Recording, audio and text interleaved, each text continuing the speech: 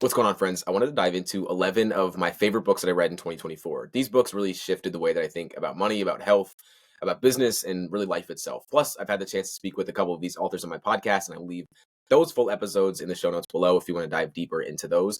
Let's hop right into book number one. I want to start with Money Mindset, and the first book I want to start with is Start Thinking Rich by Adrian and Brad Klotz. Adrian is an professional hip hop dancer who toured with T-Pain, and he made $1.7 million in 12 months living in his van working 1 day a week. Exceptional to say the least. And Brad is a clinical psychologist, a speaker, and best-selling author. They wrote the book Start Thinking Rich with the core message, at least that I got from it in our conversation, is that poverty is often a mindset while being broke is just a state. I think the core belief here that we have to overcome is recognizing that most entrepreneurs or millionaires are self-made. Actually, in the book, 90% of millionaires are self-made. It's literal proof that where you start has nothing to do with where you end up. It's more so about how you think about life. And so that's going to reflect the actions that you take and the results that you get in your life. I think the core understanding here from this book is understanding that most of people that get wealthy aren't just lucky. They don't just create luck out of nowhere, but they have the thinking that they are the kind of person that does get lucky. And there's so much more to that book. The conversation that we had was absolutely exceptional. But if you want to start understanding how you can just simply start becoming rich by thinking rich, because it really is so much of a mindset, if you want to know the mindset of it, that is an amazing book to read and an amazing conversation to listen to. The second book that I want to dive into is Die with Zero. This book was a book that was recommended to me and a book that I recommend to so many people that are not understanding the value of what really money is here for. And the main quote and takeaway that I got from this book was that life is a sum of your experiences, not the size of your bank account. A lot of people are thinking of investments in the sense of money, but most people don't think of the investments in the sense of memories because they pay dividends every single time that you relive them. And that was a really big, amazing takeaway that I got from that book. It has made me really take a different perspective on spending money as a whole and be more abundant with the way that I think and spend my money. The first book I want to dive into when it comes to business and entrepreneurship is Million Dollar Weekend from author Noah Kagan, who has built AppSumo to about $100 million a year and done a bunch of other things, million subscribers on YouTube Plus, and just really exceptional human that I also had on my podcast. And the main emphasis from this book really was that analysis paralysis is the main thing that's going to hold you back from taking action on your goals. And that we need to prioritize action over overthinking. Because if you're always waiting to figure out how you're going to do it, I can promise you that you're never going to take action. Because how can you have the how if you haven't got anything to base your how off of? If you haven't taken any action, where are you going to need that how from? You need to take action in order to figure out how you're going to do it. But you're going to figure out that how in the midst of understanding that you are starting from nothing and you're not supposed to know anything. You're just supposed to figure it out along the way. Momentum builds very quickly once you actually start. But the point is that you need to get started. Number two in business and entrepreneurship is 10x is easier than 2x by Dr. Benjamin Hardy and Dan Sullivan. I also had Benjamin Hardy on my podcast, an amazing conversation. And this book was one of the best books I read last year. And it's the core understanding that 20% of what you do is going to have 80% of the impact. What we don't think about is that when you're trying to make a massive, like a quantum leap in your life, you want to 10x your life. That's going to require you to let go of the 2x activities that you're doing. The things that have value right now, but you realize that are not going to give you the leverage that you want to create that 10x leap that you want in your life. And something that's really surprising is that you'd realize that making a 10x leap is often easier than 2x leap because you're doing less things, but things that have more value. That book was exceptional in the way to really think about life and think about really quantum leaps in business and entrepreneurship and life in general. And it's a book that I definitely think everyone needs to read to really reframe and think bigger in life.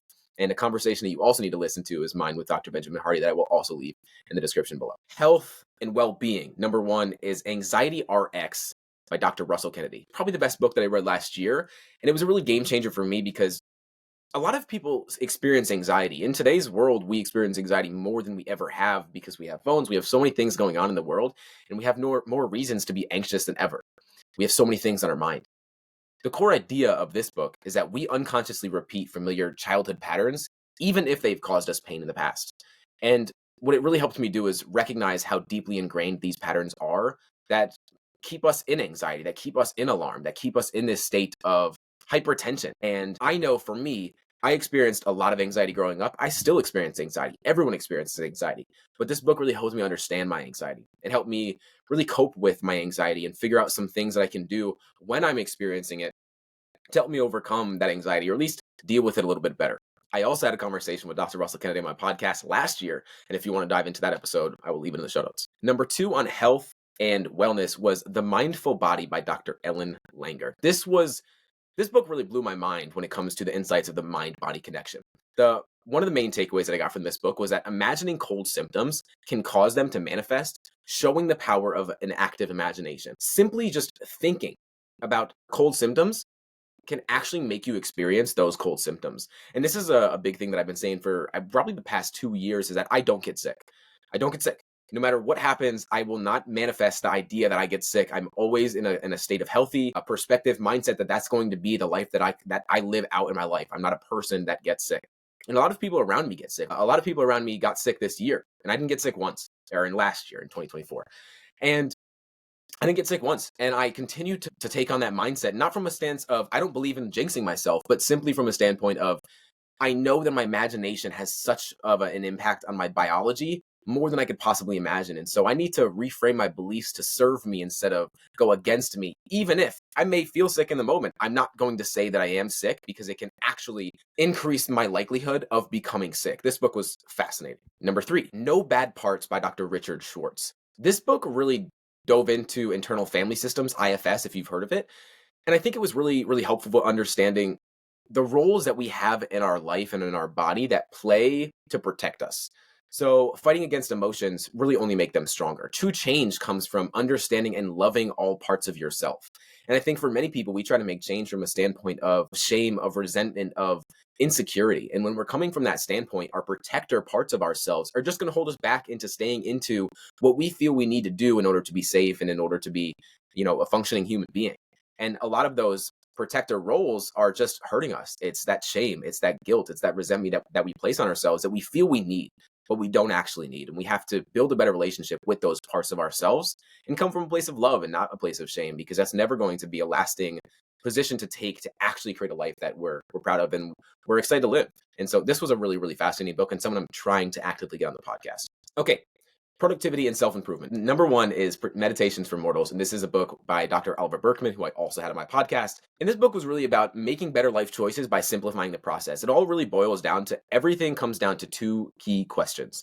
What's the cost of this? And is it worth it? A lot of the time we go through life not thinking about our limitations. We think we can take on everything. We think we can do everything. And this book was really an understanding that embracing your limitations is the only way to live a fulfilled life.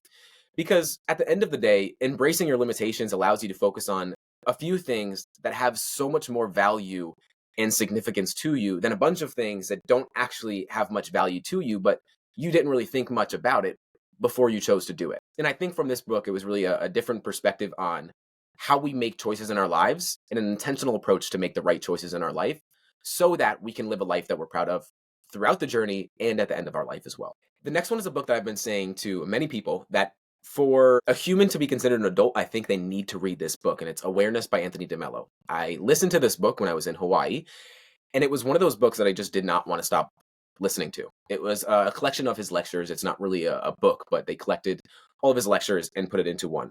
And it was one of the most profound books that I've ever read. And it argues that life isn't about finding meaning, but embracing its mystery. And when I heard that, it made me think about this life that we are experiencing. If you're like me, you overanalyze life a lot. You overanalyze your decisions, you overanalyze just life as a whole. And I think that perspective was really helpful, because to describe something, to put it into words, almost takes away its value. It almost takes away the novelty of what life really is. And when you're trying to say that this is my purpose in life, or this is what I'm supposed to do, or this is my life that I'm supposed to be living, or this is the person that I am, whenever you put yourself and you tell yourself a story about who you are, what life is supposed to be, you are missing out on what life is actually supposed to be, because you are trying to put it in a box to describe it. And life isn't really describable, right? That's why everyone has a different purpose from moment to moment to life. And this book goes so much deeper to really question the way that we think about life, the way we think about change, the way we think about our beliefs, the way we think about the world. And I think this book is a book that absolutely every single person needs to read, and it's short as well. Next is also an audiobook that I listened to in Hawaii, and that is Why Buddhism is True. This book really changed a lot about the way that I think about emotions and mindfulness. The key insight was really that the parts of yourself that you dislike often have a hidden utility.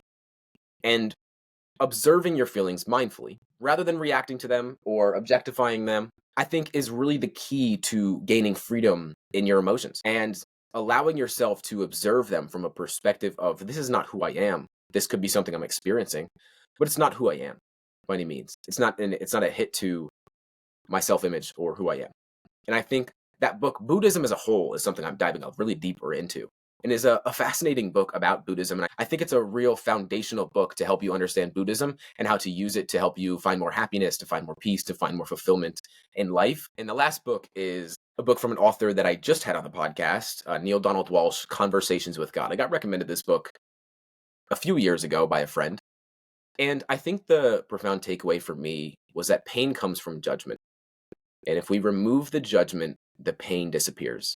When we remove separation, when we remove judgment, a lot of our pain that we deal with, it goes away because we don't place so much emphasis on it. We don't place our identity, we don't attach our identity to it. It, of course, dives deeper into how we can all have conversations with God. And that conversation with Him will be out soon as well. But I think understanding at a core level that everyone is having conversations with God, they just may not call it that, is one of the most profound insights, really, from this year as a whole. So that's a list of the 11 best books that I read in 2024. Each of them has had a different kind of impact on me in some shape or another. And if you're curious about any of these books, most of these books, I've had a podcast with the author, and we've dived deeper into their book and insights that they've learned from their life and their experiences from business and spirituality and entrepreneurship and everything in between.